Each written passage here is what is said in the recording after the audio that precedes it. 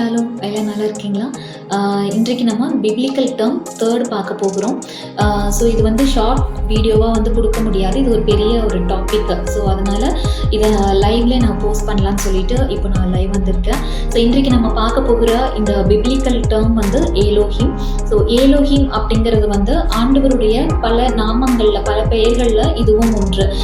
எப்படி ஆண்டவருக்கு வந்து ஏகோவா, தென் வந்து எல்ஷடாய், ஏகோவா ரஃபா, இந்த மாதிரி பெயர்கள் இருக்கும். அதே போல ஏலோஹிம் அப்படிங்கிறதும் வந்து ஆண்டவருடைய பல நாமங்கள்ல அதுவும் ஒரு நாமமாக சொல்லப்படுகிறது. ஸோ இந்த ஏலோஹிம் அப்படின்னு எப்படி ஏகோவா ரஃபா அப்படின்லாம் எடுத்துட்டோம்னா அதுக்கு வந்து நிறைய மீனிங் இருக்குல்ல. ஸோ அதே மாதிரி ஏலோஹிம் அப்படின்னு எடுத்துட்டோம்னா இதுக்கு வந்து நார்மலாக சொல்லப்படுற மீனிங் வந்து காட், அதாவது கடவுள் அப்படின்னு சொல்லுவாங்க. ஆனால் இதை வந்து நம்ம டீகோட் பண்ணி நம்ம அடுத்த இதில் பார்க்கலாம். ஸோ இந்த ஏலோஹிம் அப்படிங்கிற இந்த வேர்டு மட்டும் பார்த்தோம்னா பழைய ஏற்பாட்டில் மோர் தென் 2500 டைம்ஸ் இட் கம்ஸ். அதாவது 2500 முறைக்கு மேலாக இது பழைய ஏற்பாட்டில் கொடுக்கப்பட்டிருக்கு. ஆனால் நமக்கு டிரான்ஸ்லேஷன் இங்கிலீஷ்லையும் சரி தமிழ்லையும் சரி அந்த டிரான்ஸ்லேஷனில் பார்த்தோம் அப்படின்னாக்கா எல்லா இடத்துலையுமே கர்த்தர் இல்ல தேவன் அப்படிங்கிற மாதிரி தான் கொடுத்துருப்பாங்க. ஆனா ஒரிஜினல் ஹீப்ரூ பைபிள் நம்ம வாசிச்சோம் அப்படின்னாக்கா ஒரு 2500 தடவை என்ன செஞ்சிருக்காங்க, அதுக்கு மேலேயே வந்துட்டு ஏலோஹிம் அப்படிங்கிற வார்த்தை வந்து அந்த இடத்துல பயன்படுத்தியிருக்காங்க. ஸோ இந்த ஏலோஹிம் அப்படின்னு சொல்லப்படுற இந்த வார்த்தை வந்து வேதாகமத்துல ஃபர்ஸ்ட் எங்க யூஸ் பண்ணியிருக்காங்க அப்படின்னு பார்த்தோம்னா ஆதியாகமம் 1வது அதிகாரம் 1வது வசனம். ஆனா நமக்கு தமிழ்லயும் சரி இங்கிலீஷ்லயும் சரி எப்படி கொடுத்துருப்பாங்கன்னா அங்க ஏலோஹிம் அப்படிங்கிற வார்த்தையே அந்த இடத்துல வந்திருக்காது. அதுக்கு பதிலாக அங்க என்ன சொல்லியிருப்பாங்கன்னா தேவன், லார்ட், காட் அப்படிங்கிற அந்த வேர்டு, அந்த டேர்ம் தான் வந்துட்டு யூஸ் பண்ணியிருப்பாங்க. ஸோ ஆதியிலே தேவன் வானத்தையும் பூமியையும் சிருஷ்டித்தார். In the beginning God created the heaven and the earth. So இந்த இடத்துல காட் அப்படின்னு கொடுத்திருக்கிறது, தேவன் அப்படின்னு கொடுத்திருக்கிறதும் வந்து ஏலோஹிம் அப்படின்னு தான் ஹீப்ரூ அந்த வேர்ஷன்ல வந்து அப்படிதான் கொடுத்திருக்காங்க. ஸோ இந்த ஏலோஹிம் அப்படிங்கிறது வந்து பொதுவா கடவுளை வந்து குறிக்கக்கூடிய ஒரு பதம். காட் அப்படின்னு அதுக்கு மீனிங் இருக்கு. இது வந்து பார்த்தோம்னா கடவுளை வந்து பன்மையாக பிளூரலாக சொல்றதுக்கு பயன்படக்கூடிய ஒரு வார்த்தை தான் வந்து ஏலோஹிம். இதை வந்துட்டு சிங்குலர்ல ஒருமையில அதை வந்து சொல்லணும் அப்படின்னா ஏலோகா அப்படின்னு சொல்லுவாங்க. ஸோ இந்த ஏலோஹிம் அப்படிங்கிறது வந்து பார்க்கும் பொழுது ஆதியாகமம் 1வது அதிகாரம் 1வது வசனத்துல மட்டும் இல்லை, அந்த 1வது அதிகாரம் எடுத்துக்கொண்டோம் அப்படின்னா it's a chapter of creation, right? அது வந்து ஒரு படைப்பு, அதாவது உலகத்தை படைச்சதனுடைய அந்த படைப்பினுடைய விஷயங்கள் தான் 1வது அதிகாரத்துல கொடுத்திருப்பாங்க ஆதியாகமம் 1ல. அந்த இடத்துல எல்லாமே நமக்கு டிரான்ஸ்லேஷன்ல வந்து என்ன சொல்லியிருப்பாங்கன்னா பின்பு தேவன் அப்படின்னு தான் கொடுத்திருப்பாங்க. இது நல்லதென்று கண்டார், வெளிச்சம் உண்டாகட்டும்னு சொன்னாரு அப்படின்லாம் சொல்லி தேவன் அப்படிங்கிற அந்த பதமே தான் அந்த இடத்துல கொடுத்திருப்பாங்க. ஆனா ஒரிஜினல் பைபிள்ல பார்க்கும் பொழுது அங்க வந்து என்ன செஞ்சிருப்பாங்கன்னா ஆதியாகமும் 1வது அதிகாரம் முழுவதுமே வந்து ஏலோஹிம் அப்படிங்கிற வார்த்தை தான் அங்க கொடுத்திருக்காங்க. அப்படின்னா அது வந்து ப்ளூரல்ல சொல்லியிருக்காங்க. ஸோ ப்ளூரல் அப்படிங்கும் போது இது வந்து ட்ரினிட்டிய வந்து அது அந்த இடத்துல வந்து அந்த ட்ரினிட்டி அப்படி வந்து என்ன செய்யுதுன்னா முழுமையாக வெளிப்படுது அப்படின்னு நம்ம எடுத்துக்கொள்ள முடியும். ஸோ அப்போ 1வது அதிகாரம் அந்த சிருஷ்டிப்பு அப்படின்னு எடுத்துட்டோம்னா அது வந்து பரலோகத்தினுடைய ஒரு மிகப்பெரிய ஒரு டாஸ்க். ஏன்னா ஆண்டவர் வந்து பரலோகத்துல வந்து பார்த்தோம்னா அது வந்து கிங்டம் ஆஃப் காட், அதாவது தேவனுடைய ராஜ்யம், தேவனுடைய அந்த ஆளுகை, ஒரு அஃபிஷியலான ஒரு ஒர்க் பிளேஸ், ஒரு ராஜ்யம், அதாவது ஒரு கிங்டம், கடவுளுடைய ஒரு அஃபிஷியலான கிங்டம் இருக்கிறதா வந்து பரலோகம். ஸோ அதே மாதிரி மனிதர்களுக்கு தன்னுடைய சாயலை போலவே படைக்கிற அந்த மனிதனுக்கு ஒரு கிங்டம் இருக்கணும், ஒரு ராஜ்யம் இருக்கணும். நான் எப்படி பரலோகத்துல வந்து ஆளுகை செய்கிறவராக இருக்கிறேனோ அதே போல என்னுடைய சாயல்ல படைக்கப்பட்ட அந்த மனிதன் வந்து அவனும் ஆளுகை செய்கிறவனாக இருக்கணும், அவனுக்கு ஒரு கிங்டம் இருக்கணும் அப்படின்னு சொல்லிதான் ஆண்டவர் என்ன செய்யறாரு, பூமியை வந்து படைக்கிறாரு. ஸோ அந்த ஒரு கிங்டம்ல வந்து பார்க்கும் பொழுது படைச்சு அதுல வந்து அந்த பூமியில வந்து அவங்க வாழ்றதுக்கு தேவையான எல்லா ஃபெசிலிட்டியும் இருக்கணும். ஆக்சுவலா எர்த் எடுத்துட்டோம் அப்படின்னா இட்ஸ் அ ரெப்ளிகா ஆஃப் ஹெவன்ல எப்படி இருக்கோ அதனுடைய ஒரு மாடல் ரெப்ளிகாவா தான் என்ன செய்யறாங்க, பூமியை வந்து ஆண்டவர் படைக்கிறாரு. ஸோ அப்போ வந்து அங்கே இருக்கிற மாதிரியான கடவுள் இருக்கிறதுக்கான பரலோகத்தில் வந்து எல்லா ஒரு ஃபெசிலிட்டியும் எல்லாமே வந்து ஒரு எல்லாமே வந்து ரொம்ப சூப்பராக இருக்குல்ல. ஸோ அதே மாதிரி இந்த பூமியில் மனுஷனை ஆளுகை செய்ய வைக்க போகிறோம். ஸோ அந்த ஆளுகை செய்கிற இடத்துல வந்து மனிதனுக்கு வேண்டிய எல்லா விஷயங்களும் இருக்கணும். அவன் ஒரு ராஜாவாக இருந்து இந்த பூமியை ஆளுகை செய்யணும், அவனுடைய கிங்டமாக இது இருக்கணும் அப்படின்னு சொல்லிதான் ஆண்டவர் பூமியை படைக்கிறாரு. அப்ப அது வந்து ஒரு ஹெவனுடைய ஒரு ஃபர்ஸ்ட் டாஸ்க், ஒரு மிகப்பெரிய ஒரு டாஸ்க். ஸோ இதை வந்து என்ன பண்றாங்க அப்படின்னா ஆண்டவர் வந்து ஒவ்வொரு வார்த்தையா சொல்றாரு. வெளிச்சம் உண்டாக கடவுது, அதுக்கு அடுத்து பார்த்தோம்னா தண்ணீர்கள் பிரிய கடவுது, இந்த மாதிரிலாம் ஒவ்வொரு விஷயங்களா அப்படியே வந்து என்ன பண்றாங்க சொல்லிட்டே இருக்காங்க. ஒவ்வொன்றும் பார்க்கும் பொழுது அவர் சொன்ன அந்த வார்த்தையின்படி என்ன செய்து உருவாக்கப்பட்டுட்டு இருக்கு. ஸோ இந்த இடத்துல வந்து அந்த படைப்பினுடைய அந்த ஒரு மோமெண்ட்ல வந்து பார்த்தோம் அப்படின்னா அதுல வந்து திரித்துவம் வந்து வெளிப்படுது. அப்போ திரித்துவம் வந்து வெளிப்படுது அப்படின்னாக்க பார்க்கும் பொழுது எப்படி அது வெளிப்பட்டுச்சு அப்படின்னு நம்ம பார்க்க போறோம். நம்ம சொல்லுவோம் தேவன் அப்படின்னு வார்த்தை கொடுத்துருக்கு, ஸோ அதனால யெகோவா தேவன் இருந்தாரு. 2வது வசனத்துல ஆவியானவர்னு வார்த்தை கொடுத்துருக்கு, அப்ப ஆவியானவர் இருந்தாரு. ஆனா அங்க இயேசு கிறிஸ்து இல்ல அப்படின்னு நம்ம சொல்லுவோம் இல்ல. இது நம்மளுடைய ஜென்ரலா நம்ம சொல்லக்கூடிய விஷயங்கள். ஆனா இந்த 1வது அதிகாரம்ல வந்து தேவன் வர எல்லா இடத்துலயுமே ஏலோஹிம் தான் கொடுத்திருக்காங்க. ஏற்கனவே நான் சொன்ன மாதிரி ஏலோஹிம் அப்படிங்கிறது வந்து கடவுளை குறிக்கக்கூடிய பன்மை சொல், அதாவது ப்ளூரல்ல சொல்லப்பட்டிருக்கு. ஸோ அப்போ வந்து இந்த படைப்பு அப்படிங்கிறது வந்து பரலோகத்தினுடைய ஒரு மிகப்பெரிய டாஸ்க். இந்த டாஸ்க்ல வந்து பார்த்தோம்னா ஒரு ஐடியாலஜியா என்ன செய்யறாருன்னா பிதாவாகிய தேவன் அந்த இடத்துல வெளிப்படுறாரு. இப்போ ஒரு கிங்டம் வந்து பூமியில நம்ம உருவாக்க போறோம் மனுஷனுக்கு. ஸோ அந்த கிங்டம்ல வந்து என்னென்னலாம் அவனுக்கு இருக்கணும், வெளிச்சம் இருக்கணும், தென் வந்து அவனுக்கு வந்து தண்ணி இருக்கணும், அவன் வாழ்றதுக்கான ஒரு லேண்ட் சர்ஃபேஸ் இருக்கணும், தென் வந்து சூரியன் இருக்கணும், அவங்களுக்கு நாள் குறிப்புக்காக சந்திரன் இருக்கணும். இந்த மாதிரி இது எல்லாத்தையும் என்ன பண்றாங்க ஒவ்வொன்றா நம்ம பண்ணணும்னு சொல்லிட்டு ஃபர்ஸ்ட் ஆஃப் ஆல் என்ன பண்ணுது, அவங்களுக்குள்ள ஒரு ஐடியா வருது. அதான் அந்த ஐடியாலஜி ஆஃப் அதுதான் வந்து எப்படி வெளிப்படுதுன்னா God the Father brought the ideology. Okay, so அப்போ பிதாவாகிய தேவனாக அந்த ஐடியாவை வந்து என்ன பண்றாரு, அவரு வெளிப்படுத்துறாரு. அதுக்கடுத்து பார்க்கும் பொழுது வசனம் சொல்லுது 3வது வசனத்துல தேவன் வெளிச்சம் உண்டாக கடவுது என்றார், வெளிச்சம் உண்டாயிற்று அப்படின்னு சொல்லிட்டு.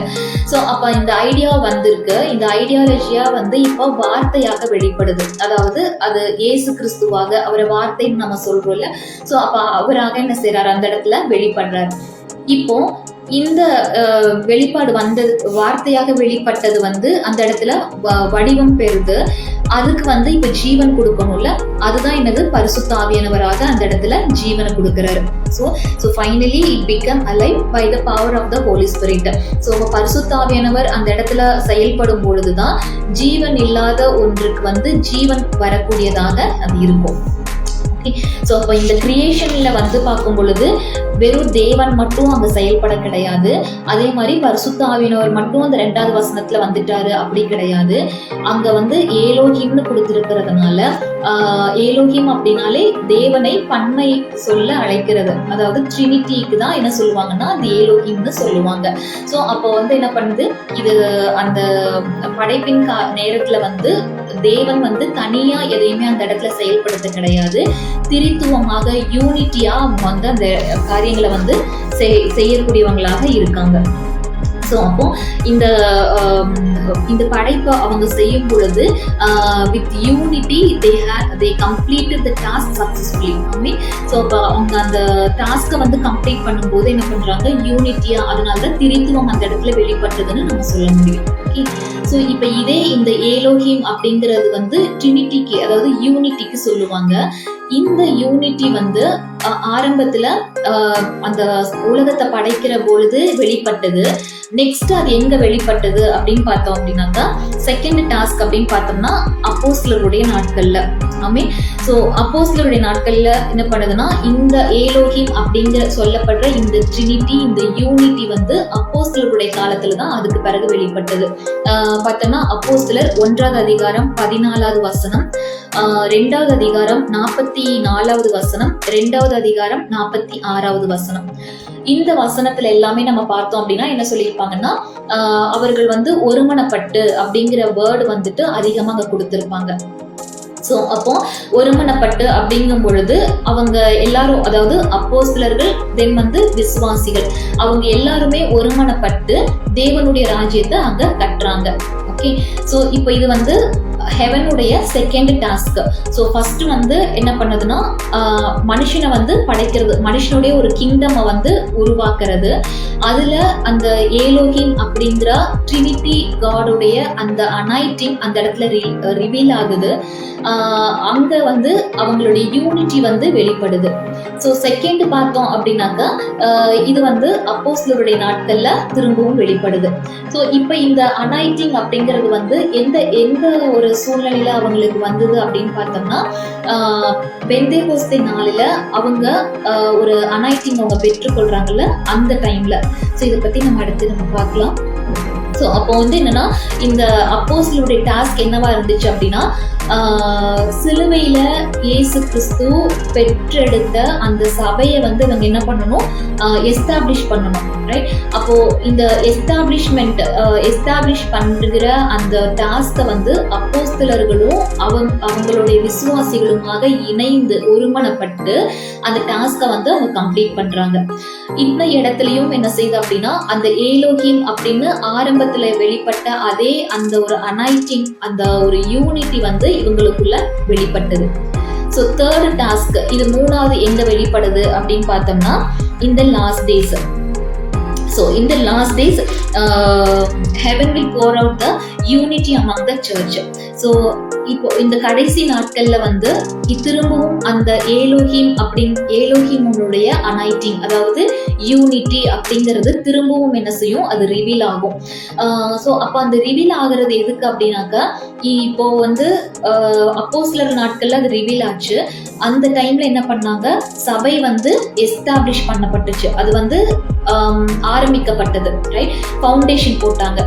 இப்போ இந்த லாஸ்ட் டேஸ்ல இந்த திரும்ப இந்த ஏலோகிம் அப்படின்னு இருக்கிற அந்த அனைட்டிங், அதாவது அந்த யூனிட்டி திரும்ப ரிவீல் ஆகும்.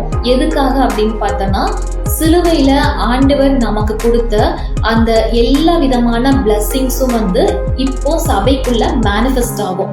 ஸோ அந்த மேனிஃபெஸ்டேஷனுக்குள்ள சர்ச் போகணும் அப்படின்னா அதை அவங்க ரிசீவ் பண்ணி அதை எக்ஸ்பீரியன்ஸ் பண்ணணும் அப்படின்னா இந்த யூனிட்டி, அதாவது இந்த அனாயிட்டிங் ஆஃப் ஏலோகிம் அது வந்து என்ன செய்யணும், திரும்ப ரிவீல் ஆகும். ஸோ அப்போ ரிவீல் ஆகும் பொழுது எல்லா சபைகளும் என்ன செய்யும் அப்படின்னா இணைக்கப்படும். ஆமே.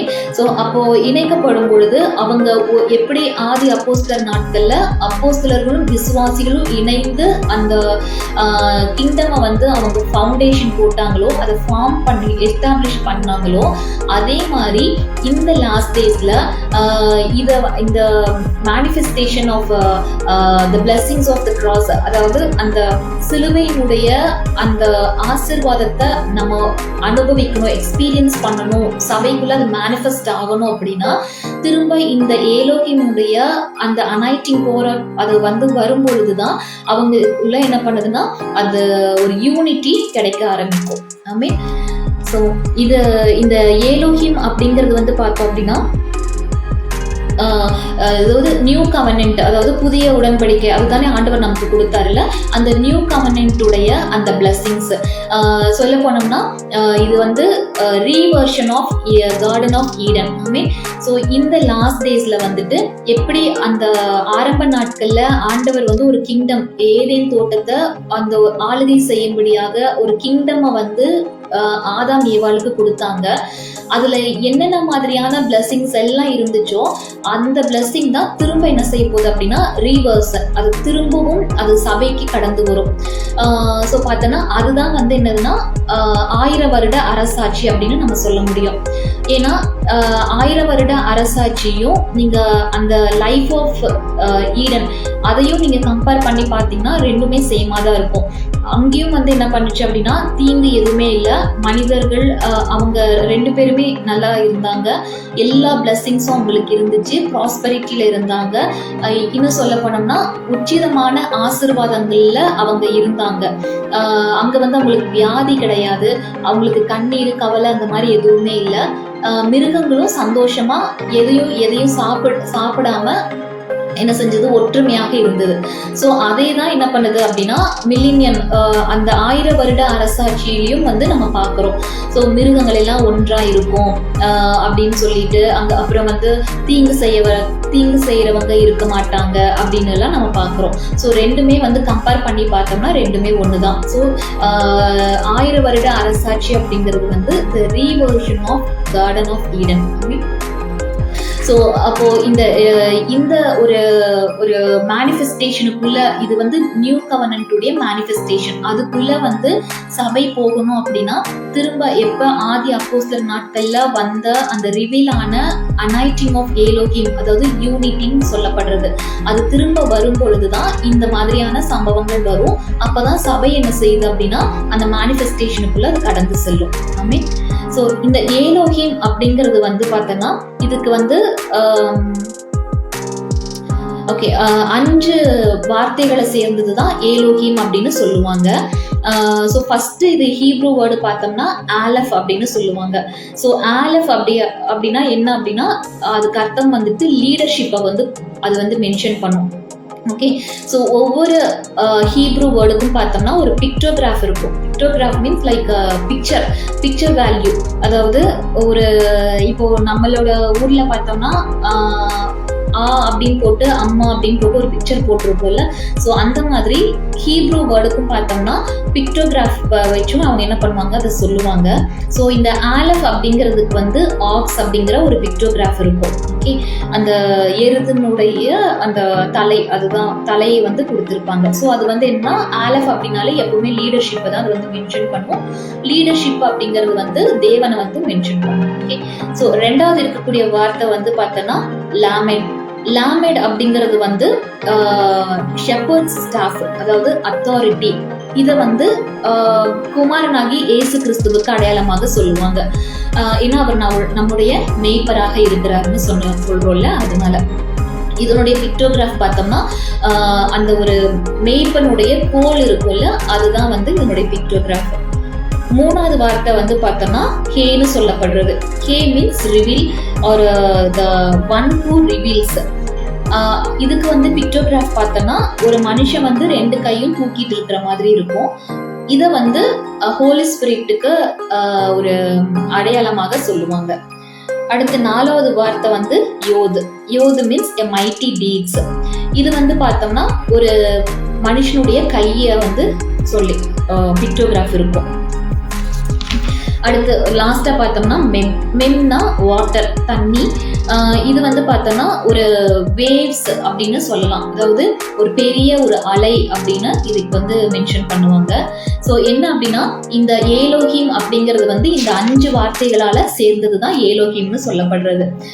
பொதுவாக யூதர்கள் பார்த்தோம்னா ஏலோகிம் அப்படின்னு சொல்ல மாட்டாங்க, இன்ஸ்டெட் தே சே ஏலோகிம். ஏன்னா ஆண்டவருடைய நாமத்தை வீண்ல வழங்கக்கூடாது அப்படின்னு இருக்குல்ல. ஸோ அதனால அவங்க வந்து அந்த மாதிரி ப்ரொனவுன்சியேஷன் பண்ணுவாங்க. ஸோ ரைட், இப்போ இந்த 5 விதமான இந்த வார்த்தைகளை சேர்ந்தது தான் வந்துட்டு ஏலோகிம்னு சொல்லப்படுறது. இது எல்லாத்தையுமே நான் ஒவ்வொரு மீனிங் சொன்னேன்ல. ஸோ இது எல்லாத்தையும் நம்ம சேர்த்து பார்த்தோம் அப்படின்னா சர்வ வல்லமையுள்ள தலைமைத்துவமான பிதாவாகிய தேவன், அதாவது ஆல்மைட்டி லீடர்ஷிப், தேவ திட்டத்திற்குள் வழிநடத்தும் குமாரன். So guiding or leading in the promise land அப்படின்னு நம்ம சொல்லலாம். அடுத்து மறைந்திருக்கும் ரகசியங்களை உயிர் பெயர செய்து வெளியே கொண்டு வரும் பரிசுத்த ஆவியானவர், அதுதான் ரெவலேஷன். ஸோ அடுத்து பார்த்தோன்னா இவர்கள், அதாவது லீடர்ஷிப் பிதாவாகிய தேவன் வழி நடத்துகிற மெய்ப்பனின் போல் இயேசு கிறிஸ்து, அடுத்தது மறைந்திருக்கக்கூடிய ரகசியங்களை வெளிப்படுத்துகிறது பரிசுத்த ஆவியானவர். ஸோ இவங்களுடைய வல்லமையான கிரியைகள் வந்து என்ன செய்யும், இவங்களுடைய அதாவது அந்த ஏலோகிம் அப்படின்னா யூனிட்டி, ட்ரினிட்டி வெளிப்படும் பொழுதெல்லாம், எப்பெல்லாம் அந்த ட்ரினிட்டி வெளிப்படுதோ அப்பெல்லாம் வந்து என்ன பண்ணும் அப்படின்னா வல்லமையான ஒரு கிரியைகள், மைட்டி டீட்ஸ், ஒரு பிரம்மாண்டமான காரியம் நடக்கும் உலகத்துல. அது மட்டும் இல்ல, அது வந்து என்ன செய்வோம், ஒரு பெரிய ஒரு புதிய யுகத்தை வந்து உண்டாக்கும். அதுதான் ஒரு பெரிய அலை வீசுறது, அதுதான் வந்து மெம்மன் பார்த்தோம், வாட்டர், அதாவது வேவ்ஸ் ஆஃப் வாட்டர். ஸோ அப்பெல்லாம் வந்து என்ன செய்யும் அப்படின்னா ஒரு நியூ டைமென்ஷன் எடுக்கும். ஈவன் பார்த்தோம்னா கிங்டம் ஆஃப் ஹெவன், அதாவது பரலோக ராஜ்யமே வந்து ஒரு நியூ டைமென்ஷன் எடுக்க ஆரம்பிக்கும். ஓகே, ஸோ அப்போ வந்து இந்த ஏலோஹிம் அப்படிங்கிற இந்த அனைட்டிங், ஆண்டவருடைய ஒவ்வொரு பெயருக்குமே ஒரு அனைட்டிங் இருக்கு. இப்போ யெகோவா ராஃபா அப்படின்னு சொன்னோம்னா அதுக்கு வந்து என்ன அப்படின்னா ஹீலிங். ஸோ அப்போ அந்த இடத்துல நம்ம அந்த நாமத்தை நம்ம சொல்லும் பொழுது ஹீலிங் ஆப்ரேட் ஆகும், அந்த அனைட்டிங் வந்து அந்த இடத்துல வரும். ஸோ அதே மாதிரி இந்த ஏலோஹிம் அப்படிங்கிறது வந்து ட்ரினிட்டியை வந்து குறிக்கும். நான் ஏற்கனவே சொன்ன மாதிரி இது வந்து யூனிட்டியை வந்து ரிவீல் பண்ணும், யூனிட்டியை வந்து கொண்டுட்டு வரும். ரைட். ஸோ அப்போ இந்த ஏலோஹிம் அப்படிங்கிறது வந்து வெளிப்படும் பொழுது, இந்த அனைட்டிங் வெளிப்படும் பொழுது, ஆண்டவருடைய இந்த நாமம் வெளிப்படும் பொழுது ஒரு பூமியிலும் சரி வானத்திலும் சரி ஒரு பெரிய ஒரு நியூ டைமென்ஷனுக்குள்ள போகும். இது வந்து பார்த்தோம்னா அந்த கிரியேஷன்ல வந்து வெளிப்பட்டது, அதுக்கடுத்து ஆதி அப்போஸ்தலர்கள் நாட்கள்ல வெளிப்பட்டது, அதுக்கடுத்து கடைசி நாட்கள்ல வெளிப்படும். ஸோ அப்போ இந்த யூனிட்டி, அதாவது இது வரும்பொழுதுதான் மிகப்பெரிய ஒரு மாற்றம். ஒவ்வொரு முறையும் சபை வந்து ஒரு மாற்றத்துக்குள்ள அது கடந்து சென்று கொண்டே இருக்கும். ஸோ இந்த அப்போஸ்தலருடைய நாட்கள்ல பார்க்கும் பொழுது பார்த்தோன்னா அதுல வந்து சொல்லப்பட்டிருக்கும், பெந்தேகோஸ்தே நாள்ல வந்து பரிசுத்த ஆவியை வந்து அவங்க பெற்றுக்கொண்டாங்க அப்படின்னு சொல்லிட்டு. ஸோ பெந்தேகோஸ்தே நாள்ல வந்து பொதுவா பார்த்தோம்னா அது பரிசுத்த ஆவியினருடைய பிறப்பு அப்படின்னு சொல்லிட்டு சொல்லுவாங்க. தியாலஜின்ஸ் வந்து அந்த மாதிரி சொல்லுவாங்க, பரிசுத்த ஆவியினருடைய பிறப்பினால் அப்படின்னு சொல்லுவாங்க. சிலர் வந்து அது சபையினுடைய பிறப்பினால் அப்படின்லாம் சொல்லுவாங்க. ஸோ யோவான்ல பார்க்கும் பொழுது யோவான் 20:22 பார்த்தோம் அப்படின்னா அதுல சொல்லப்பட்டிருக்கும், அவர்கள் மேல் ஊதி பரிசுத்த ஆவியை பெற்றுக்கொள்ளுங்கள் அப்படின்னு சொன்னாருன்னு சொல்லி சொல்லப்பட்டிருக்கும். ஸோ அப்போஸ்தலர் 2ஆம் அதிகாரம் அப்படிங்கிறது வந்து பரிசுத்த ஆவியினருடைய பிறப்பு கிடையாது. அதாவது சீஷர்கள் வந்து அந்த பெந்தேகோஸ்தே நாளுக்கு போகிறதுக்கு முன்னாடியே பரிசுத்த ஆவியை அவங்க பெற்றுக்கொண்டாங்க. அதுதான் நம்ம யோவான்ல நம்ம பார்க்கிறோம் 20:22. அப்போ இயேசு மரித்து உயிரோடு எழுந்ததுக்கு பிற்பாடு அவங்கள சந்திக்கும் பொழுதே அப்பவே அவங்களுக்கு என்ன செஞ்சார் அப்படின்னா பரிசுத்த ஆவியை பெற்றுக்கொள்ளுங்கள்னு சொல்லி அவங்க மேல ஊதினார்னு வசனம் இருக்கு. இந்த அப்போஸ்தலருடைய நாட்கள்ல வந்து அவங்க வந்து அந்த பெண்டிகாஸ்டல் டே, அதாவது அந்த பெந்தேகோஸ்தே நாளில வந்து அவங்க பரிசுத்த ஆவியினுடைய அது பிறப்புன்னு நம்ம சொல்ல முடியாது. அது வந்து மனவாட்டியாகிய சபையினுடைய எஸ்டாப்ளிஷ்மெண்ட், ஒரு டெடிகேஷன் டே அப்படின்னு நம்ம அதை சொல்லலாம். ஸோ அப்போ அந்த பெந்தேகோஸ்தே நாளில பார்க்கும்பொழுது, அதாவது அவங்க அந்த பரிசுத்த ஆவியை பெற்றுக்கொண்டது அந்த நாள் கிடையாது. they receive the anointing of the Elohim, right? So அப்போ அதுக்கு முன்னாடியே அவங்க என்ன பண்றாங்க, யோவான் 20:22 சொல்லப்பட்டிருக்கு, அவங்க வந்து பரிசுத்த ஆவியை வந்து பெற்றுக்கொண்டாங்க. அதாவது இயேசு கிறிஸ்தவர்கள் மேல ஊதி என்ன செய்யறாரு, பரிசுத்த ஆவியை பெற்றுக்கொள்ளுங்கள் அப்படின்னு அவங்க சொல்றாரு. ஸோ அப்போ பெந்தேகோஸ்தே நாளில பார்க்கும் பொழுது அவங்க என்ன பண்றாங்க அப்படின்னா அந்த இடத்துல என்ன செய்யுது, ஒரு அனைட்டிங் அவங்க மேல வருது இல்லையா. ஸோ அதுதான் வந்து என்ன அப்படின்னாக்கா அனைட்டிங் ஆஃப் த ஏலோஹிம் அப்படின்னு சொல்லலாம். ஏலோஹிம்னா ஏற்கனவே நான் சொல்லிட்டு இருந்தது போல இட்ஸ் யூனிட்டி. ஸோ அந்த யூனிட்டி அதுக்கு பிறகுதான் அவங்க என்ன பண்றாங்க, அந்த சபையை வந்து அவங்க ஃபவுண்டேஷன் போட்டு அவங்க அதை வந்து எஸ்டாப்ளிஷ் பண்றாங்க. Right. So Pentecostal day is not a birth of the Holy Spirit, is a dedication of the church. இது வந்து மனவாட்டினுடைய ஒரு பிரதிஷ்டை நாள் அப்படின்னு சொல்லலாம். So it's a dedication service and இது பார்த்தோன்னா it's a official dedication of the church. So இது வந்து சபையினுடைய ஒரு அஃபீஷியலான ஒரு டெடிகேஷன் டே தான் வந்துட்டு அந்த பெண்டிகாஸ்டல் டே அப்படின்னு நம்ம சொல்ல முடியும். அப்போதான் அவங்க என்ன பண்றாங்கன்னா அந்த ஒரு ஸ்பெஷல் அனாயிட்டிங்கா வந்து அவங்க பெற்றுக்கொள்றாங்க. எதுக்காக? இப்போ சபை வந்து பிறப்பிக்கப்பட்டது, அதாவது கிறிஸ்து சிலுவையில என்ன பண்றாருன்னா சபையை பெற்றெடுக்கிறாரு. அதுக்கு வந்து ஹீப்ரூ வேர்டு அது நிறைய இருக்கு. அதை நான் நெக்ஸ்ட் முடிஞ்சா கடவுளுக்கு சித்தமா தான் நெக்ஸ்ட் இதுல நான் அதை உங்களுக்கு சொல்றேன். அந்த 3 வருஷம் இயேசு கிறிஸ்து பூமியில இருந்த போது அவர் வந்து யூதர்களுடைய ஒரு ட்ரெடிஷனை வந்து அந்த வழியா அந்த ப்ராசஸ் வழியா வந்துட்டு அந்த ஒரு சிலுவையில வந்து சபையை பெற்றெடுத்தாரு. அது நிறைய ஹீப்ரூ மீனிங் எல்லாம் இருக்கு. ஓகே, நம்ம நெக்ஸ்ட் இதுல பார்க்கலாம். ஸோ சபையை வந்து அவர் என்ன பண்றாருன்னா மணவாட்டியை வந்து அந்த சிலுவையில வந்து அவர் பெற்றெடுக்கிறாரு. ஸோ அதுதான் நம்ம பார்த்தோம்னா ஏசாயா 53:10 சொல்லப்பட்டிருக்கு. கர்த்தரும் அவரை நொறுக்க சித்தமாகி அவரை பாடுகளுக்கு உட்படுத்தினார். அவருடைய ஆத்துமா தன்னை குற்ற நிவாரண பலியாக ஒப்பு கொடுக்கும் போது அவர் தமது சந்ததியை கண்டு நீடித்த நாளா இருப்பார். கர்த்தருக்கு சித்தமானது அவர் கையினால் வாய்க்கும். ஓகே, அந்த இடத்துல சந்ததியை கண்டு அப்படின்னு கொடுத்துருக்காங்கல்ல. ஸோ அதுதான் வந்து ஜெனரேஷன், அதுதான் வந்து சபை அப்படின்னு சொல்லப்படுறது.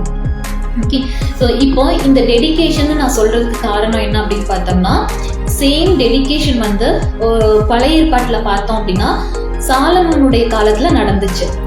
ஸோ சாலமோனுடைய காலத்துல பார்த்தோம்னா அவங்க தேவாலயத்தை கட்டி பிரதிஷ்டை பண்றாங்க. அந்த டைம்ல வந்து பார்க்கும் பொழுது ஆக்ட்ஸ் ஆஃப் அப்போஸ்தல்ல அந்த 2வது அதிகாரத்துல நடந்த அந்த பிகினிங், அதாவது இந்த டெடிகேஷன் சொல்லப்படுற, அதாவது சபையினுடைய டெடிகேஷன் நான் சொல்ற விஷயங்கள் எல்லாமே ஆப்டா சாலமோனுடைய டெடிகேஷன், அந்த சர்ச் டெம்பிளுடைய டெடிகேஷன்லயும் நடந்தது. ஸோ அதனாலதான் இதை நான் வந்து நான் மென்ஷன் பண்ற நேம் வந்து டெடிகேஷன் ஆஃப் த சர்ச் அப்படின்னு சொல்றேன். ஸோ 2 நாளாகமம் 5வது அதிகாரம் 12, 13, 14 நான் வாசிக்கிறேன். ஆசாப், ஏமான், எதுத்தூனுடைய கூட்டத்தாரும் அவர்களுடைய குமாரர் சகோதரருடைய கூட்டத்தாரும் ஆகிய பாடகரான லேவியர் அனைவரும் மெல்லிய புடவைகளை தரித்து கைத்தாளங்களையும் தம்புருகளையும் சுரமண்டலங்களையும் பிடித்து பலிபீடத்திற்கு கிழக்கே நின்றார்கள். அவர்களோடும் கூட பூரிகைகளை ஊதுகிற ஆசாரியர்கள் 120 பேர் நின்றார்கள். அவர்கள் ஒருமிக்க பூரிகைகளை ஊதி ஏக சத்தமாய் கர்த்தரை துதித்து ஸ்தோத்தரித்து பாடினார்கள். ஆசாரியர் பரிசுத்த ஸ்தலத்திலிருந்து புறப்படுகையிலும் பாடகர் பூரிகைகள், தாளங்கள், கீத வாத்தியங்களுடைய சத்தத்தை தொனிக்க பண்ணி கர்த்தர் நல்லவர், அவர் கிருபை என்றும் உள்ளது என்று அவரை ஸ்தோத்தரிக்கையிலும் கர்த்தருடைய வீடாகிய தேவாலயம் மேகத்தினால் நிறையப்பட்டது. அந்த மேகத்தின் நிமித்தம் ஆசாரியர்கள் ஊழியம் செய்து நிற்கக்கூடாமல் போயிற்று. கர்த்தருடைய மகிமை தேவனுடைய ஆலயத்தை நிரப்பிற்று. ஸோ இந்த 3 வசனங்கள் வந்து மெயினா சாலமோன் கட்டின அந்த தேவாலயத்துல வந்து குறிப்பிடப்பட வேண்டிய விஷயங்கள். இந்த வசனத்துல நம்ம மெயினா நோட் பண்றது பார்த்தோம்னா, அங்க நின்றுட்டு இருந்தாங்களே அந்த ஆசிரியர்கள் குரூப், அவங்க எல்லாம் அந்த பாடகர்கள், ஆசிரியர்கள், அந்த மெயின் ஒரு லீடர்ஷிப் அந்த இருந்தவங்க, மேனேஜ்மெண்ட்ல இருந்தவங்க, அட்மினிஸ்ட்ரேஷன்ல இருந்தவங்க அப்படின்னு பார்த்தோம்னா வசனம் சொல்லுது 120 பேர். ஓகே, ஸோ இந்த அதே மாதிரிதான் இந்த அப்போஸ்தலருடைய நாட்கள்ல சபை வந்து பிரதிஷ்டை பண்ணப்படுதுன்னு சொல்ல முடியும். அங்கேயும் என்ன செஞ்சாங்க, மேல் வீட்டு அறையில 120 பேர் இருந்தாங்க. ரைட், அதுக்கடுத்து பார்த்தோம்னா வசனம் சொல்லுது அவர்கள் ஒருமிக்க பூரிகைகளை ஊதி அப்படின்ட்டு. அங்கேயும் வந்து யூனிட்டிங்கிற வேர்ட் வந்து ரிவீல் ஆயிருக்கு. அதே மாதிரி எல்லாத்தையும் அவங்க என்ன பண்றாங்க, பிரைஸ் பண்றாங்க, வர்ஷிப் பண்றாங்க.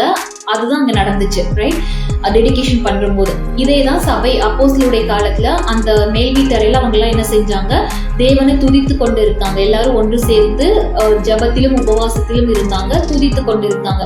ஸோ அவங்க எல்லாம் ஒருமனப்பட்டு ஒரு இடத்துல கூடி வந்தாங்க அப்படின்னு சொல்லப்படுது. ஸோ இதே சேம் யூனிட்டி தான் அங்கேயும் ரிவீல் ஆகுது.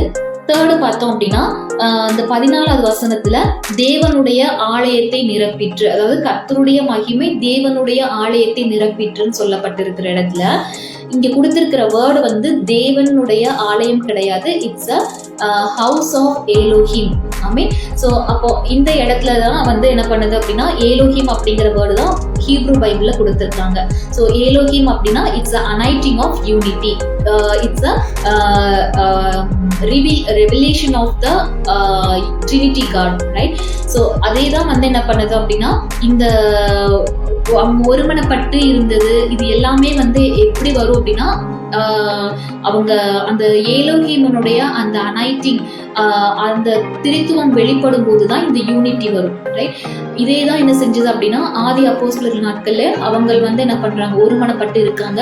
பரிசுத்த ஆவியானவர் அவங்க ஒவ்வொருத்தர் மேல வந்து இறங்கினாரு, பற்பல பாஷைகளை பேசினாங்க அப்படின்னா இட்ஸ் அ அனைட்டிங். அப்பதான் புதுசா பரிசுத்த ஆவியை அவங்க பெற்றுக்கொள்ள கிடையாது, already they receive, but they receive the anointing of unity. அந்த ஒற்றுமையினுடைய அந்த அனைட்டிங்க தான் அவங்க அந்த டைம்ல வந்து பெற்றுக்கொள்றாங்க. ஆமென். ஸோ இந்த சாலமோனுடைய டெடிகேஷன் வந்துட்டு பெண்டிகாஸ்டல் டேல நடந்த அந்த ஒரு மோமெண்ட், இது ரெண்டுமே வந்து ஆக்சுவலா வந்து it's dedication of the temple and dedication of the church. Amen. So அப்போ சாலமோனுடைய நாட்கள்ல அவங்க தேவாலயத்தை டெடிகேட் பண்ணாங்க. பெண்டிகாஸ்டல் டேல வந்து பார்க்கும் பொழுது சபை டெடிகேட் பண்ணப்படுது, சபை வந்து ஒரு ஃபவுண்டேஷன் போடுறாங்க. ஓகே. ஸோ இந்த யூனிட்டி அப்படின்னு பார்க்கும் பொழுது அந்த அந்த அனைட்டிங் ஆஃப் யூனிட்டி அவங்களுக்குள்ள இருந்ததுனாலதான் அவங்க அத்தனை பேரும் ஒன்று சேர்ந்து ஒரு மனமா தேவனுடைய ராஜ்யத்தை வந்து எஸ்டாப்ளிஷ் பண்ண முடிஞ்சது. இதுல வந்து பார்த்தோம்னா அவங்க ஃபர்ஸ்ட் சபை வந்து மெம்பர்ஷிப் அப்படின்னு பார்த்தோம்னா 120 பேர். அதுக்கு பிறகு பார்க்கும் பொழுது 3000 5000 இப்படின்னு வசனம் சொல்லுது. இதுல வந்து அந்த வேத ஆராய்ச்சியாளர்கள் வேத வல்லுநர்கள் என்ன சொல்றாங்க அப்படின்னா அவங்க ஸ்கேட்டர் ஆனாங்கல்ல, 8வது அதிகாரத்துல அவங்க ஸ்கேட்டர் ஆயிருப்பாங்க, சபை வந்து சிதறி போயிருந்திருக்கும் அந்த உபத்திரவத்தினால. அந்த மோமெண்ட்ல தேர் வேற 40,000 மெம்பர்ஸ் இன் த சர்ச் அப்படின்னு சொல்றாங்க. ஸோ 40,000 பேர் வந்து அந்த சபையில இருந்தாங்க. ஏன்னா வசனம் சொல்லுது அனுதினமும் ஜனங்கள் வந்து சபையில சேர்த்து கொள்ளப்பட்டாங்க அப்படின்னு சொல்லிட்டு. ஸோ அவங்க 120 பேரா ஆரம்பிச்சு 3000 வந்து 5000 வந்து ஃபைனலா அவங்க எல்லாம் செதறி போகும்போது தேர் வேற 40,000 மெம்பர்ஸ். ஒரு சர்ச்ல 40,000 பேர் இருந்து ஒரு மனமா இந்த ஆண்டவருடைய ராஜ்யத்தை கட்டுறதுங்கிறது வந்து இட்ஸ் இம்பாசிபிள். நிறைய விஷயங்கள், ப்ராப்ளம்ஸ் எல்லாமே வரும், egos, everything will be there. But ஆனாலும் அவங்க என்ன செய்யறாங்க, they were with unity, they completed the task successfully. Amen. So அதுக்கு ரீசனே வந்து அவங்க பெற்றுக்கொண்ட அந்த anointing, it's anointing of unity. Amen. So இந்த சேம் யூனிட்டி வந்து இந்த ஏலோஹிம்னுடைய யூனிட்டி அப்படிங்கிறது, இந்த அனைட்டிங் வந்து இந்த லாஸ்ட் டேஸ் இந்த நாட்கள்ல வந்து திரும்பவும் அது ரிவீல் ஆகும். ஐ மீன், ஸோ அது ரிவீல் ஆகிறது எதுக்கு அப்படின்னா சபைகள் வந்து திரும்பவும் ஒன்று சேர்க்கப்படும். ஸோ பரலோகத்துக்கு வந்து பரலோகத்துக்கு வந்து சர்ச்சஸ் அப்படிங்கிற ஒரு விஷயமே வந்து இருக்காது, தெரியாது. அங்க வந்து சொல்லப்படுறதெல்லாம் சபை, மணவாட்டி, அதுதான் மணவாட்டிகள் அப்படி கிடையாது. மணவாட்டி, அது ஒரு மணவாட்டிக்குள்ளதான் எல்லாமே வருது. ஸோ அதே மாதிரிதான் பரலோகத்துல வந்து சபைகள் கிடையாது, சபை. ஸோ சபைக்குள்ளதான் எல்லாமே வருது. ஸோ இந்த யூனிட்டி, இந்த ஏலோஹிம்னுடைய அந்த அனைட்டிங் வரும்பொழுது இதேதான் வந்து யோவேல் தீர்க்கதரிசி சொன்னாரு, கடைசி நாட்கள்ல நான் மாம்சமான யாவர் மேலும் என்னோட ஆவியை ஊற்றுவேன். அப்போ இவங்க எல்லாரும் என்ன பண்றாங்க, வாலிபர்கள் வராங்க, மூப்பர்கள் வராங்க, சிறு பிள்ளைகள் எல்லாம் யூனிட்டி ஆகுது, United, they were all united அப்படின்னு சொல்லப்படுது. இதையே தான் கோட் பண்ணி பேதுருவும் அந்த இடத்துல பிரசங்கம் பண்றாரு. ஸோ இதே திரும்ப யூனிட்டி தான் என்ன செய்ய போகுது, சபையில வருது. அப்போ எல்லா denomination will come under one as a one church, and all the other churches also come together as a one church, right? அப்ப ஆதியில எப்படி அந்த அப்போஸ்தலர்களுக்கு கீழே எல்லா இதுமே வந்து 12 அப்போஸ்தலர்களும் வெவ்வேறு இடத்துல ஊழியம் செஞ்சாலும் they were all connected under the one leadership, one authority. I mean, so அதே மாதிரி தான் இந்த லாஸ்ட் டேஸ்லயும் அதே காரியங்கள் திரும்ப ரிப்பீட் ஆக போகுது. I mean, so இப்போ எல்லாமே ஒரு அத்தாரிட்டி. சேம் பேட்டர்னை தான் பிசாஸ் என்ன பண்ணுதுன்னா தனக்கும் எடுத்து அதை யூஸ் பண்ணுது. அதுதான் வந்து நம்ம சொல்ற அந்தி கிறிஸ்து. அவங்க சொல்றோம்ல, ஒரு நாணயம் இருக்கோ, ஒரு ராஜ்யம் இருக்கும், ஒரு மதம் இருக்கும் அப்படின்னு சொல்லப்படுறது. ஸோ சேம் பேட்டர்ன் தான் அவன் என்ன பண்றான், எடுத்து அவனுடைய ராஜ்யத்தை பில்ட் பண்றதுக்கு கட்டுறா. சேம் பேட்டர்னை தான் பரலோகமும் வச்சிருக்கு. ஸோ அப்போ ஒரு அந்த சபை அப்படின்னு எடுத்த ஒரு அத்தாரிட்டி, அதுக்கு கீழே எல்லா டினாமினேஷன், எல்லா சர்ச்சஸ், எல்லா ministries, every will come under one thing, right? So அப்போ எல்லாமே என்ன பண்ணுது, யூனிட்டியாக இருந்து அவங்க தேவனுடைய ராஜ்யத்தை கட்டுகிறாங்க. ஸோ இந்த ஒரு யூனிட்டி தான் வந்துட்டு சங்கீதத்திலையும் நம்ம பார்க்க முடியும். சங்கீதம் 133:1-2 சொல்லப்பட்டிருக்கு, இதோ சகோதரர் ஒருமித்து வாசம் பண்ணுகிறது, எத்தனை நன்மையும் எத்தனை இன்பமுமானது. அது ஆரோனுடைய சிரசின் மேல் ஊற்றப்பட்டு அவனுடைய தாடியிலே வடிகிறதும் அவனுடைய அங்கிகளின் மேல் இறங்குகிறதுமான நல்ல தைலத்துக்கும் எர்மோன் மேலும் சீயோன் பர்வதங்கள் மேலும் இறங்கும் பனிக்கு ஒப்பாயிருக்கிறது. அங்கே கர்த்தர் என்றென்றைக்கும் ஆசீர்வாதத்தையும் ஜீவனையும் கட்டளையிடுகிறார். ஆமென். ஸோ இந்த யூனிட்டி தான் அங்கேயும் சொல்லப்பட்டிருக்கு.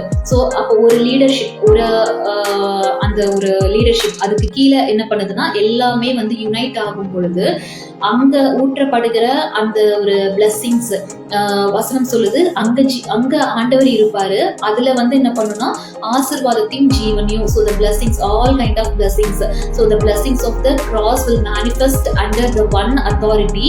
So it will poured out on the one authority and it will reveal over the all the others. அப்போ ஒரு இடத்துல அங்க ஊற்றப்படுறது வந்து என்ன பண்ணுது, எல்லா அது கூட கனெக்ட் ஆயிருக்கிற எல்லா இடத்துக்கும் அது என்ன செய்யும், பரவி போய்கொண்டே இருக்கும், ரிவீல் அதை வந்து எஸ்டாப்ளிஷ் ஆகிக்கொண்டே இருக்கும். ஓகே, ஸோ இதுதான் வந்துட்டு இந்த சங்கீதத்திலையும் நம்ம பார்க்க முடியும். ஸோ அப்போ சபை வந்து அந்த மனவாட்டி வந்து ஒருமனப்பட்டு எல்லாம் இணைந்து செயல்படும் பொழுது இந்த லாஸ்ட் டேஸ்ல பரலோகம் வச்சிருக்கிற அந்த பிளான் வந்து ரிவீல் ஆகும். அந்த 1000 வருட அரசாட்சியினுடைய எல்லா பெனிஃபிட்ஸ் நம்ம வந்து எக்ஸ்ப்ளோர் பண்ண முடியும், எக்ஸ்பீரியன்ஸ் பண்ண முடியும். சிலுவையில ஆண்டவர் நமக்கு கொடுத்த அந்த நியூ கவர்னன்ட்னுடைய எல்லா விதமான பிளெஸிங்ஸும் ஆண்டவர் ஆல்ரெடி நமக்கு கொடுத்துருக்கிற எல்லாமே வந்து ஒவ்வொருத்தருடைய லைஃப்லயும் வந்து அதை செய்யும், ஆக்டிவேட் ஆகும். ஸோ இதுதான் வந்துட்டு என்னன்னா இந்த அனாயிட்டிங் ஆஃப் ஏலோகிம்னு சொல்லப்படுறது. ஸோ செகண்ட் பார்த்தோம் அப்படின்னா ஆதியாகமம் 1ஆம் அதிகாரம் 2ஆம் வசனத்துல வந்து சொல்லியிருப்பாங்க, பூமியானது ஒழுங்கின்மையும் வெறுமையுமாய் இருந்தது, ஆழத்தின் மேல் இருள் இருந்தது, தேவ ஆவியானவர் ஜலத்தின் மேல் அசைவாடி கொண்டிருந்தார் அப்படின்னு சொல்லிட்டு. ஸோ இந்த இடத்துலையும் பார்க்கும் பொழுது ஆவியானவர் அப்படின்னு கொடுக்கல, இது வந்து எனக்கு நியூ தான். நம்ம எல்லாருமே வந்து அந்த ஆவியானவர் தான் அசைவாடிட்டு இருந்தார் அப்படின்னு நம்ம படிச்சிருப்போம். ஸோ இந்த இடத்துல பார்க்கும் பொழுது ஆவியானவர்னு சொல்லப்படுற இடத்துல கொடுத்திருக்கிற வேர்டு வந்து அங்க ஆவியானவர் அப்படிங்கிறதே கிடையாது. ஹீப்ரூல அங்க எப்படி கொடுத்துருக்காங்கன்னா, அதை நான் இங்கிலீஷ்ல நான் அதை வாசிக்கிறேன். And the earth be emptiness and darkness upon face, primeval ocean and wind gods upon face the water. So இது வந்து என்ன அப்படின்னாக்கா பிரைமீவியல் ஓஷன் அப்படின்னு ஒன்று கொடுத்துருக்காங்க.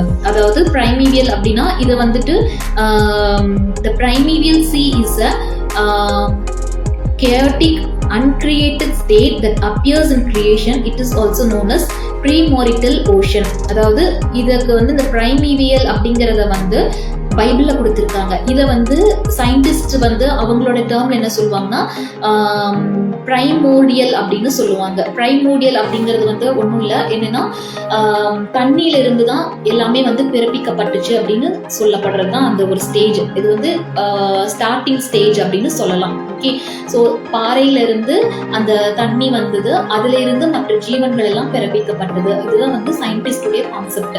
ஸோ இந்த இடத்துல பார்த்தோம்னா பிரைமீவியல் அப்படின்னு கொடுத்துருக்காங்க. அதாவது அந்த இது வசனம் வந்து ஆக்சுவலா எப்படி இருந்திருக்கணும்னா, பூமியானது ஒழுங்கின்மையும் வெறுமையுமாய் இருந்தது, ஜலத்தின் ஆழத்தின் மேல் இருள் மற்றும் காற்று இருந்தது, ஏலோகிம் ஜலத்தை அதிர பண்ணினார் அல்லது குலுங்க பண்ணினார் அப்படின்னு இருந்திருக்கணும். ஏன்னா அங்க ஹீப்ரூல வந்துட்டு ஆவியானவர் அப்படிங்கிறது கொடுத்து கிடையாது. அங்க சொல்லியிருக்கிற அந்த வேர்டு வந்து ஏலோஹிம் தான் சொல்லியிருக்காங்க. So it's unity, Trinity, right? So அந்த ட்ரினிட்டியை தான் அந்த இடத்துலையும் சொல்லியிருக்காங்க. ஸோ அப்போ வந்து என்னன்னா அவன் ஆவியானவர் அப்படிங்கிறதுக்கு பதிலாக அங்கே ஏலோஹிம்னு வந்திருக்கணும். ஏலோஹிம் வந்து என்ன பண்ணாருன்னா அந்த ஜலத்தை வந்து குலுங்க பண்ணாரு, அதிர பண்ணாரு. அதாவது தன்னுடைய வார்த்தை அங்கே பேசுறாருல, ஒவ்வொன்றும் உண்டாக கடவுதுன்னு சொல்லும் பொழுது அந்த வார்த்தை வெளியே அது வந்து வெளியே வரும் பொழுது எல்லாத்தையும் என்ன செஞ்சுதான் குலுங்க பண்ணி, முதல் வசனத்துல நம்ம பார்த்தோம்னா எல்லாமே 2வது வசனத்துல சொல்லப்பட்டிருக்கு, ஒழுங்கின்மை வெறுமையமா இருந்துச்சுன்னு. எல்லாம் அப்படியே எல்லாம் ஒன்னா இருந்தது.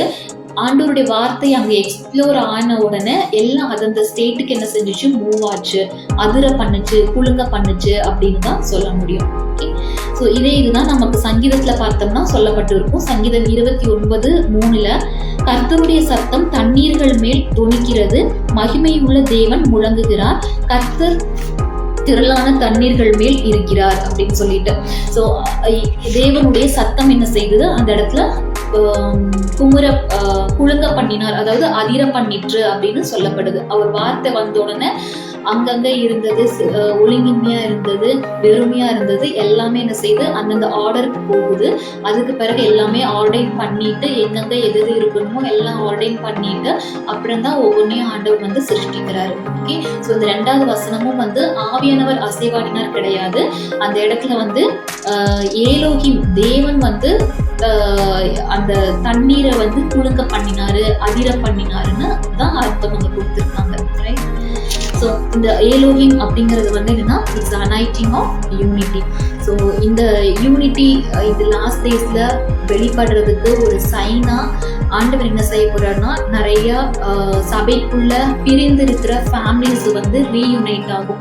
ஸோ அதுதான் வந்து ஒரு பெரிய ஒரு சைனா பரலோகம் நமக்கு கொடுக்க போகுது. ஐ மீன், ஸோ இது நீங்க வாஷ் பண்ணிட்டு இருக்கிறவங்க, உங்களுடைய ஃபேமிலி சர்க்கிள்ஸ், உங்களுடைய சர்ச்சில் யாரும் வந்து அவங்க பிரிஞ்சிருக்கிறாங்க, they are waiting for the spouse அப்படின்னாக்கா அவங்களுக்காக நீங்கள் ப்ரே பண்ணுங்க.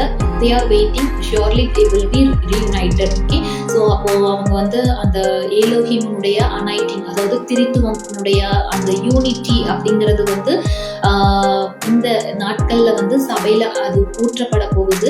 ஸோ அப்பொழுது இது ஒரு சைனா கண்டிப்பாக நடக்கும். நிறைய பிரிந்த குடும்பங்கள் ஒருவேளை அவங்களுடைய பேரண்ட்ஸோ அல்லது அவங்களுடைய சிஸ்டர்ஸ் இந்த மாதிரி ரிலேஷன்ஷிப் எதெல்லாம் வந்து டீவியன்ட் ஆகிருக்கோ அது எல்லாம் திரும்ப ரீயூனைட் உள்ள வரும். அது மட்டும் இல்லை, இந்த வெளிப்படுத்தல ஒரு வசனம் சொல்லப்பட்டிருக்கு. வெளிப்படுத்தல்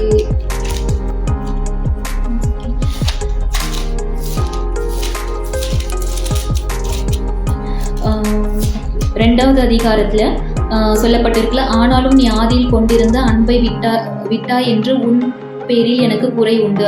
ஸோ இந்த ஒரு பொசிஷன், இந்த போஸ்டர் வந்துட்டு மாறும். அந்த யூனிட்டி வரும் பொழுது, அதாவது இந்த டீவியண்டா இருக்கிறது, பிசாஸ் எதெல்லாம் எந்தெந்த இடத்தெல்லாம் பிரிச்சு வச்சிருக்கானோ, ஃபேமிலி மெம்பர்ஸ், சர்ச்சுக்குள்ள இருக்கிற டீவியன்ட், டினாமினேஷன்ல இருக்கிற டீவியன்ட், இதெல்லாம் மாறி எல்லாம் என்ன செய்யும், ஒன்றாக இணைக்கப்படும். மீன், ஸோ அப்போ ஒன்றாக இணைக்கப்படும் பொழுது இந்த இடத்துல சொல்லப்பட்டிருக்கிற அந்த அன்பு, இங்க சொல்லப்பட்டிருக்கிற அந்த அன்பு வந்து அகபவ் அப்படின்னு சொல்லப்படுற அன்பு, அதாவது தேவனுடைய அன்பு, தெய்வீக அன்புன்னு சொல்லப்படுறது. அதுதான் இந்த இடத்துலயும் சொல்லியிருக்காங்க.